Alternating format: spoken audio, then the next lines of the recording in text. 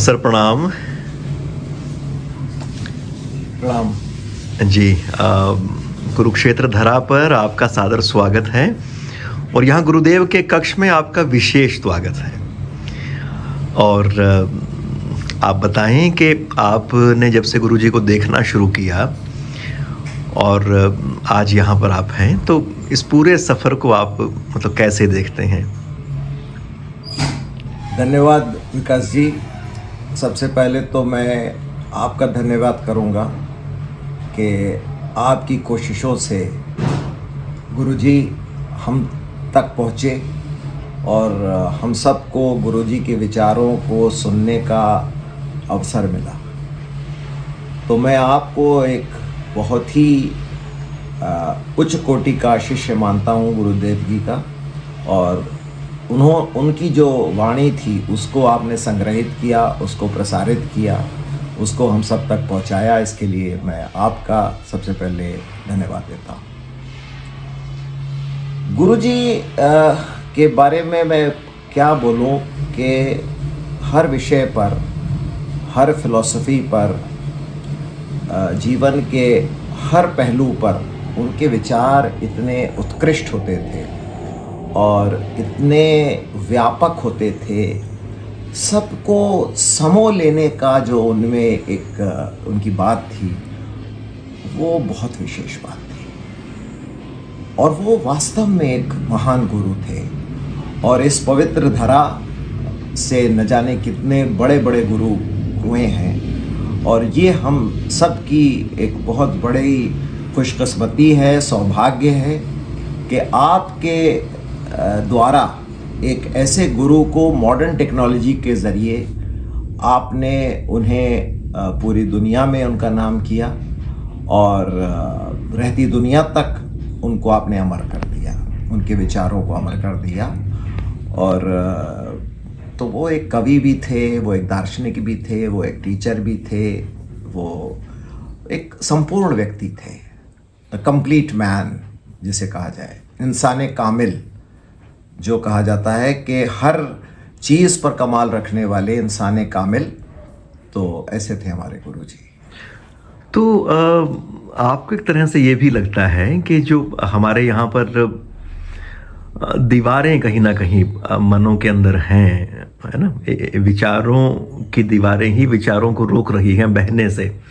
तो आपका लगता है कि गुरुदेव की ये भी भूमिका रही, वो दीवारें टूटी हैं और विशुद्ध मानव ने मानव से बात की है? देखिए, जीवन को देखने के दो तरीक़े हैं। एक तो ये हमारी जो आंखें सामने हैं, जो जाहिर की आंखें हैं, और एक है वो दिव्य दृष्टि जिसको तीसरा नेत्र भी कहा गया है, या उसको आप बातिन भी कह सकते हैं, जो हकीकत का छुपा हुआ रूप होता है। तो जब हम छुपे हुए रूप को देख लेते हैं तो ये जो दीवारें हैं, ये जो डिफरेंसेस हैं, इसके कोई मतलब नहीं होता है। मानवता एक है, पूरी मानव जाति एक है, उनकी समस्याएं एक हैं, उनके जो हल हैं वो भी एक होंगे ही। तो बहुत मामूली से डिफरेंसेस होते हैं। मैंने तो दुनिया में काफ़ी भ्रमण किया है और मैंने यही देखा है कि किसी भी धर्म के लोग हों, किसी भी संप्रदाय के, किसी भी पंथ के, सबकी एक ही जैसी ज़रूरतें हैं, एक ही जैसे उनके इमोशंस हैं, एक ही जैसे उनके ड्रीम्स हैं। तो फिर अलगाव कहाँ से आ गया? और मैं जब उनके नाम देखता हूँ तो भी एक जैसे लगते हैं। और एक और बात जो मैं और कहना चाहूँगा कि जब से मुझे पुनर्जन्म पर विश्वास हुआ है, तब से मुझे कोई गैर नहीं लगता है। और एक बार रमणा महर्षि साहब से किसी ने सवाल किया कि दूसरे से कैसा बर्ताव किया जाए, how do you treat others? तो वो रुके और थोड़ी देर बाद बोले कि क्या कोई दूसरा भी है? That means we are all extensions of each other. और किसी भी उसमें अगर आप देखें तो अब जैसे इस्लाम के में ही एक शब्द है तौहीद। तौहीद का मतलब है everything and everyone is interconnected. तो गैर कौन हुआ? कोई गैर नहीं हुआ।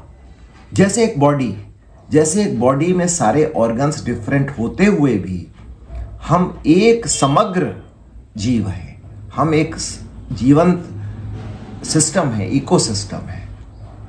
तो मैं क्या हूँ? ये उंगली हूँ, ये कान हूँ, ये नाक हूँ, क्या हूँ मैं समग्र हूँ। मैं और सब एक दूसरे से जुड़े हुए हैं और सब एक दूसरे के सहायक हैं, एक दूसरे के कॉम्प्लीमेंट्री हैं। और बॉडी अपने को कैसे रखती है? ऐसे कंडीशन में रखती है, बैलेंस में, होम्योस्टेसिस जिसे कहते हैं। ब्लड प्रेशर आपका नॉर्मली 120/80 रहेगा, टेम्परेचर आपका जो है वो एक नॉर्मल टेम्परेचर रहेगा। इसी तरह से ये पूरा समाज, ये पूरा विश्व जो अगर आपस में एक दूसरे को शक की निगाह से देखेगा तो हमेशा हमें लगेगा कि हमें ईज़ नहीं है, हमें डिसईज़ है। और डिसईज़ यही मतलब होता है जब सिस्टम बैलेंस से हट जाता है। और जब आप अपने को, मेरा अपना विश्वास है कि उस महाशक्ति जो इस कायनात का रचयिता है, इसका पालनहार है और इसका चलाने वाला है, उससे जब आप अपने को अलाइन कर लीजिएगा, that means when you align yourself with the divine, then you come to a point where you experience ease and then there is no disease.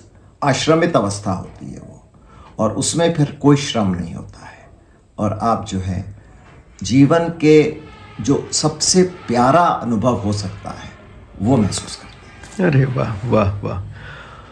वैसे तो इतनी खूबसूरत बात और इस तरह से कहने के बाद कहने का इस तरह के यहाँ पर मुझे लगता है गुरुजी बैठ के मेरे मस्तिष्क में मेरे को शब्द दे रहे हैं और मैं बस उसका एक ट्रांसमीटर हूँ। ये सब इन्हीं का प्रताप है। और मुझे सनातन की ये बहुत अच्छी बात लगती है कि गुरु को जो हम स्थान देते हैं वो हम अक्सर भगवान से भी ऊपर का स्थान देते हैं, क्योंकि गुरु ही वो हैं जो हमें साक्षात्कार कराते हैं ईश्वर से। तो ये देश महान महान महान गुरुओं का देश रहा है और मैं अपने को धन्य मानता हूँ कि मैंने इस प्यारे से देश में जन्म लिया। शायद बहुत बार पहली बार भी आ चुका हूँ और आगे भी जितनी बार मेरा जन्म हो इसी भारतवर्ष में हो और इसी में मैं समा जाऊँ और इसमें बार बार मैं आऊँ। बस ऐसी छोटी सी मेरी एक कमाल है, कमाल है। नहीं, हम सब की ये इच्छा हो और वाकई हम इस जो धरा है उसके महत्व को और इस जन्म को समझें। और यही बात एक तरह से चाहे हमारी रामायण हो, अलग अलग ग्रंथ हो, बारंबार उसमें कही गई है, हमें याद दिलाई गई है। थोड़ा सा आप अपने बारे में भी बताएं। तो आपका बचपन लखनऊ में बीता जी, तो आप कृपया बताएं थोड़ा सा कुछ और। अब देखिए, मैं उत्तर प्रदेश का हूँ और उत्तर प्रदेश इस देश की ऐसी भूमि है जो उसका दिल कहलाई जा सकती है। वहाँ प्रयागराज है जो यमुना, गंगा और सरस्वती का महाप्रयाग है। वहाँ काशी विश्वनाथ हैं जो कि मैं समझता हूँ कि पूरी कायनात का कैपिटल है वो। It is the spiritual capital of the universe, Kashi Vishwanath. उसके बाद वहाँ पर और जितने भी आपको वहाँ मिलेंगे, आपको वहाँ पर हर जगह कण कण में वहाँ आपको दिव्यता मिलेगी। और लखनऊ को भी मैं एक संगम मानता हूँ, उसको भी एक त्रिवेणी मानता हूँ। और वहाँ पर मुझे जिस स्कूल में मैं पढ़ा, वहाँ का एक बहुत ही मशहूर स्कूल है लामार्टनियर स्कूल, उसमें मुझे वहाँ 11 वर्ष पढ़ने का मौका मिला। वहाँ पर मैंने जो सीखा उससे मुझे बहुत लाभ हुआ। मैं एक मुस्लिम परिवार से हूँ तो मुझे इस्लाम के बारे में थोड़ा बहुत जो जानता हूँ मैं वहाँ से मिला। और मैं चारों तरफ मेरे जो ज्ञानी लोग थे, मेरे पड़ोसी, मेरे चाचा लोग, मेरे डैडी के कोलीग्स, वो सब जो थे वो सनातनी थे, उनसे मुझे बहुत कुछ मिला। तो मैं इन सब चीज़ों, इन सब धाराओं से मुझे लाभ मिला। और इसलिए मैं कहता हूँ कि लखनऊ जो है वो एक संगम वो भी है कई धाराओं का। और वहाँ पर मुझे तो बचपन में याद ही नहीं है कि हम कभी ये कोई सोचते थे कि कोई कौन किस पंथ का है, कौन किस उसका है, तो सब हम लोग एक ही थे। और एक और चीज़ मैं बताऊँ आपको कि मुझे हनुमान चालीसा बहुत पसंद है, क्योंकि मैं हनुमान चालीसा सुनता हुआ बड़ा हुआ हूँ। और हनुमान जी से बड़ा भक्त कौन हो सकता है, जिसके हृदय में प्रभु राम रहें। तो बताइए, ऐसे भक्त होते हैं। और ये हमारी सनातन विरासत जो है वो कहती है कि भक्त कभी कभी ईश्वर से बड़ा हो जाता है। और कल मैं ही एक सुनता आ रहा था मैं अपने योगेश जी के साथ, तो उसमें वो भी यही कह रहे थे कि सुबह जब श्री कृष्ण मनन करते हैं तो वो मनन किस पर करते हैं, वो अपने भक्तों पर मनन करते हैं। भक्त याद कर रहे हैं श्री योगेश्वर को, और श्री योगेश्वर मनन कर रहे हैं अपने भक्तों पर।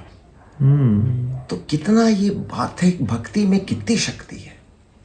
भक्ति में इतनी बड़ी शक्ति है कि भक्त जो है वो कभी कभी ईश्वर को ले आता है अपने सामने। तीर्थ पर तो बहुत लोग जाते हैं, लेकिन ऐसे भी अनन्य भक्त हुए हैं जिन्होंने ईश्वर को अपने सामने उनका साक्षात्कार कराया है अपने को जी। तो भक्ति में वो शक्ति है। और मैं कुरुक्षेत्र में बैठा हूँ और गीता जयंती का भी कार्यक्रम चल रहा है। तो मेरे साथ बचपन से, क्योंकि हम लोग हमेशा बातचीत करते रहते थे, तो मुझे को यही बताया जाता था कि ये कर्म योग है, बेसिकली कर्म योग जो है इसका प्रधान है इसमें। लेकिन जब मैं इस पर मैंने थोड़ा सा विचार किया तो मैंने ये पाया कि किसी भी बिल्डिंग का जो सबसे इम्पोर्टेंट नींव होता है ना, जो नीचे उसकी जो नींव होती है वो बहुत इम्पोर्टेंट होती है, फाउंडेशन। तो एक डिवाइन लाइफ के लिए भक्ति और संपूर्ण भक्ति जो है वो फाउंडेशन है जिसके ऊपर आप अपनी इमारत बना सकते हैं। तो चाहे वो कुछ भी हो, कर्म योग हो या वो ज्ञान योग हो, दोनों बहुत इम्पोर्टेंट हैं। लेकिन मैं मानता हूँ कि सबसे बड़ा ज्ञान जो है वो भक्ति की असली शक्ति को जानना है, और सबसे बड़ा कर्म योग है भक्ति का अनुसरण करना निरंतरता के साथ। तो जब ये होगा तो मैं इसको मानता हूँ कि भक्ति ही, और क्योंकि सब पहले से डिसाइडेड है, उसने रचयिता ने हर चीज़ को पूर्व निर्धारित कर दिया है। और इसीलिए ये कहा गया है कि तुम चिंता मत करो, तुम कार्य करो, समर्पण के साथ करो, फल की इच्छा मत करो। यानी कि उसका फल आपको मिलेगा आज, कल या कभी भी, लेकिन वो आपका काम नहीं है, वो आपको मिलेगा। तो कभी कभी हम व्याकुल हो जाते हैं और हम कहते हैं कि ये कैसे हो सकता है कि साहब हम काम करें और फल की इच्छा ना करें। तो मैं समझता हूँ कि वहाँ पर भक्ति में कुछ कमी है। तो हमें चाहिए है कि हम व्यथित ना हों, हम अपने को पूर्णतः ईश्वर में लीन कर पूरा अपना कार्य करें। जो भी हमारा कार्य है, हमारा शिक्षण कार्य है, हमारा इंजीनियर हूँ, कहीं पर मैं प्रोफेसर हूँ, कहीं पर मैं कोई भी मैं कार्य कर रहा हूँ, उसको आप एक ईश्वरीय कार्य समझ कर करें, और तब जो है उसमें आनंद आएगा। जी।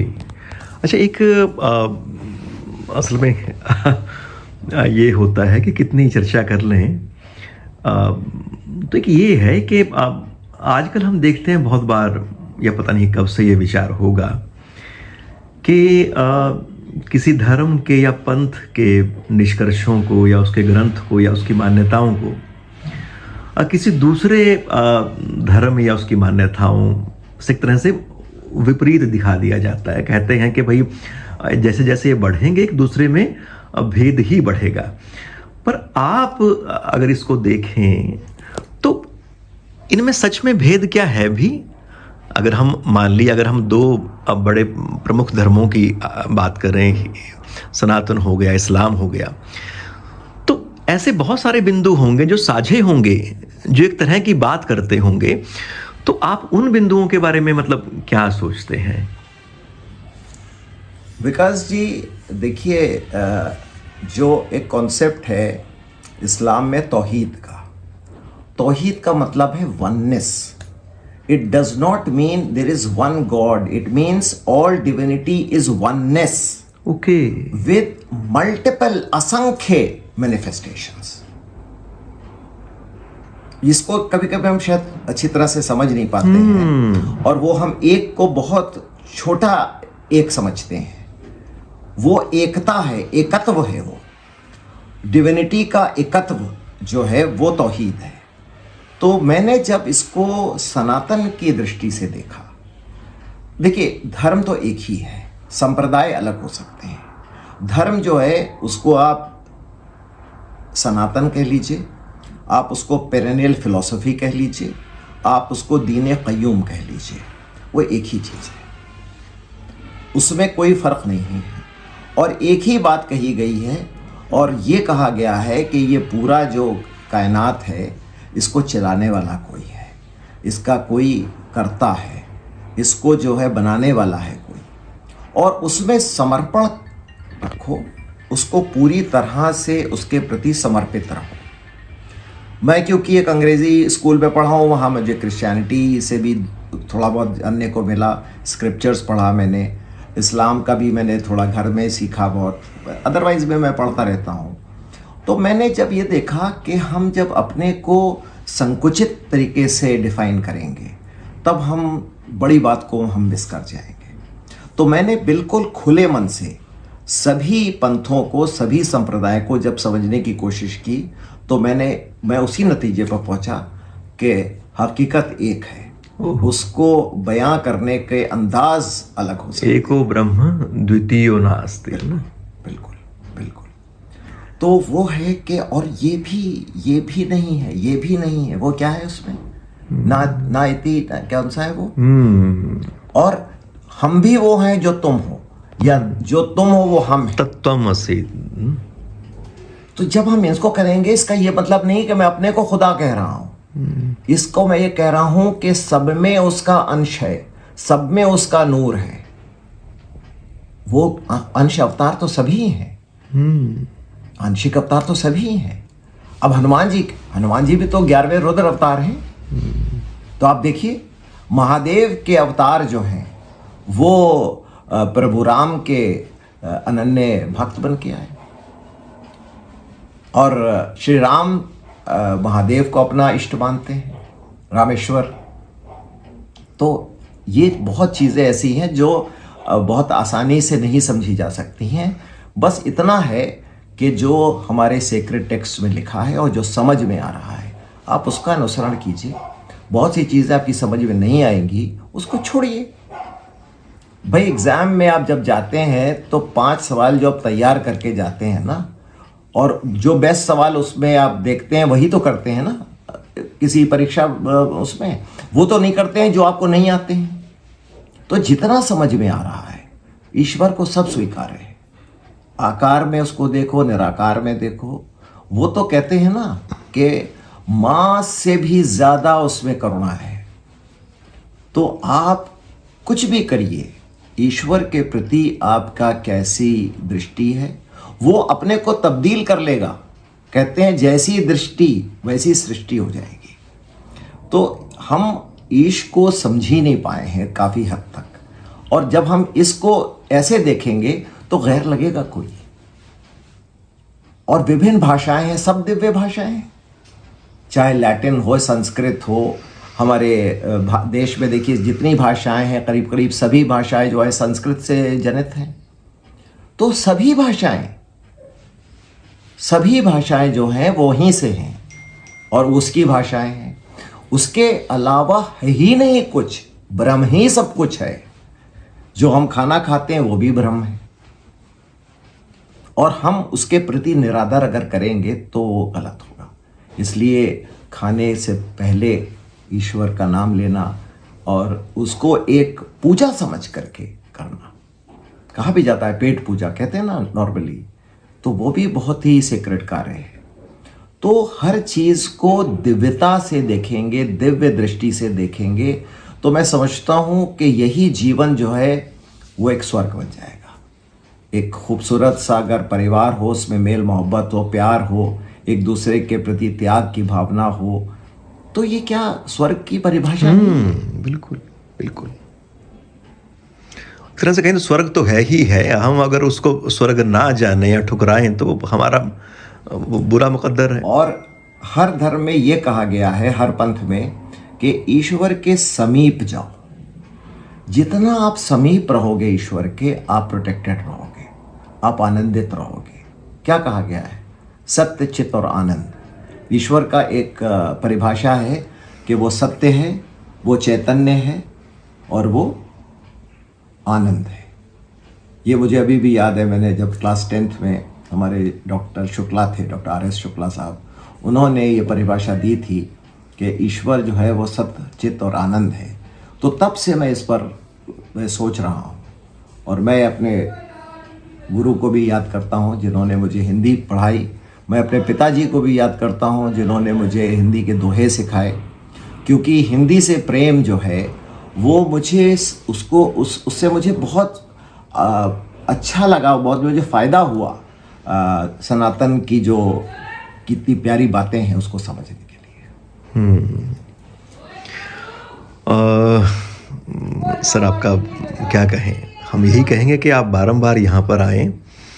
और वैसे भी हम तो जब भी ऐसे कोई गुरुदेव से मिलने आते हैं, उनकी उपस्थिति में बैठने आते हैं और गुरुदेव की चर्चा होती है, तो लगता है कि गुरुदेव को ही एक तरह से हम अनुभव कर पा रहे हैं। उनकी वो प्रेजेंस साक्षात हैं। या उनका आशीर्वाद मेरे ऊपर भी है, क्योंकि मैंने उनके कई वीडियोस जो है, एक हमारा ग्रुप है उसके अंदर काफ़ी इंजीनियर्स हैं उसके अंदर और बहुत ही सीकर्स हैं, जैसे कहते हैं ना, जो जानना चाहते हैं जीवन है क्या। तो उसमें भी मैंने इनके जब वीडियोस शेयर किए तो उस पर हम लोगों ने बहुत चर्चा की। और इसमें मैं एक और बात कहना चाहूँगा। सबसे पहले इसमें हमारे एक इंडियन ऑयल के कलीग हैं समीर गर्ग साहब, उन्होंने मुझे इनसे बताया था इनके बारे में। तो उसके बाद जब ये कोविड का ज़माना था और तब आप जो है बहुत अच्छे अच्छे वीडियोस बना रहे थे, तो समीर भाई ने हमसे शेयर किया, तो आनंद आ गया पहला वीडियो ही सुन करके। उसके बाद मैंने इनके बहुत सारे वीडियोस देखे, वो शो को भी हम लोग सुनते हैं। और कमाल की बात तो ये है कि गुरुजी जो थे उनके वेस्टर्न फिलॉसफी पर जब वो बोलते थे तो लगता था कि वेस्टर्न फिलॉसफी के वो समर्थक हैं। जब वो ईस्टर्न फिलॉसफी पर बोलते थे तो लगता था वो ईस्टर्न फिलॉसफी के महान प्रकांड पंडित हैं। वो इस्लाम पर या सूफिज़म पर जब बोलते थे तो ऐसा लगता था वो एक बहुत ईमानदार शिक्षक थे।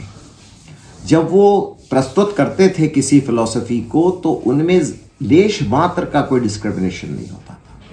He was a pure teacher, he was a real teacher. और ऐसे टीचर्स अगर मिल जाएं जीवन में तो जीवन एक अलग लेवल पे चला जाएगा। और मैं और आपको एक बताना चाहूँगा कि शिक्षक जो होता है ऐसा नहीं है सिर्फ वो क्लास में पढ़ाता है या किसी यूनिवर्सिटी में पढ़ाता है। मेरे फादर यूनिवर्सिटी में पढ़ाते थे, लेकिन अक्सर आपको आसपास अपने ऐसे ऐसे शिक्षक मिल जाएंगे जो ऐसी बात आपसे शेयर करेंगे कि आपका दिन बन जाएगा। और वो आपको कहीं भी मिल जाएंगे और जीवन के हर मोड़ पर मिल जाएंगे। तो हमारे इस देश में मैं अचंभित हूँ कि इतने प्यारे प्यारे शिक्षक, इतने ज्ञानी लोग आपको इतने अच्छी तरह से जीवन के कुछ ऐसे रहस्य बता देते हैं जिसको प्राप्त करने के लिए लोगों को बहुत साल लगते हैं। ज्ञान भी आजकल एक तरह से उसका भी व्यापार ही चल रहा है और उसके लिए आपको बहुत पैसे भी खर्च करना पड़ते हैं। लेकिन वो ज्ञान जो होता है, जो पैसे खर्च करके मिलता है, उसमें मुझे वो थोड़ा आर्टिफिशियल लगता है। और ये ज्ञान जो हमको हमारा कोई भी कहीं से भी हमको मिलता है, किसी बहुत ही एक छोटे दुकानदार से मिले या एक कोई भी इंसान जो हमको उबर ड्राइवर, मैं उबर ड्राइवर से भी बहुत बात करता हूँ, उनसे भी मुझे बहुत बहुत कुछ सीखने को मिला। और मैं 63 साल का हूँ, लेकिन मैं इन बच्चों के से जो कि 30 के आसपास के हैं या उससे भी कम के हैं, मैं उनसे सीखता हूँ। क्योंकि देखिए, कभी हम लोग क्या कहा जाता है कि दिन में एक बार जो है सरस्वती आपके जीभ पर बैठती हैं, तो वो कब कौन देववाणी सुना रहा है आपको, किसको क्या पता। तो जब when I started seeing the hand of God everywhere, then I started feeling that this is the real thing. उससे पहले अगर हमने सिर्फ इस्लाम में गॉड को देखा होता तो मैं तो बहुत ही संकुचित विचार का इंसान होता। लेकिन मैंने जब डिवाइन हैंड को हर जगह देखा, उसको किसी भाषा में आप बोलिए, ऐसा लगेगा कि मैं देखूं जिस और सखीरी सामने मेरे सांवरिया। बिल्कुल बिल्कुल जी सर, आप बारंबार यहाँ पर आए, हमें बहुत बहुत अच्छा लगा। आपकी उपस्थिति से हम भी धन्य हुए और चाहेंगे बारंबार आप यहाँ पर आएं। विकास जी, देखिए, मैं कब से हम लोग प्रोग्राम बना रहे थे, लेकिन हमारे जो मित्र हैं श्री योगेश, इनसे जब मैं मिला और फिर इनसे जब मैंने बात की तो ये प्रोग्राम बन गया।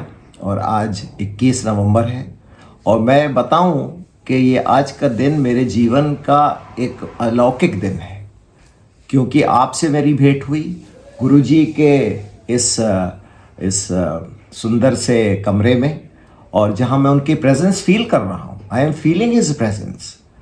तो इसके बाद और आपने जो कुरुक्षेत्र के बारे में बताया, और हरियाणा जो कि हरि का देश है, हरि की ज़मीन है, हरि की भूमि है, जहाँ से उन्होंने इतना बड़ा उपदेश दिया पूरे विश्व को, विश्व कल्याण का उपदेश दिया। तो आज मैं आपका मेहमान हूँ, यहाँ पर आया हूँ, तो बहुत बहुत धन्यवाद, बहुत बहुत धन्यवाद। नमस्कार।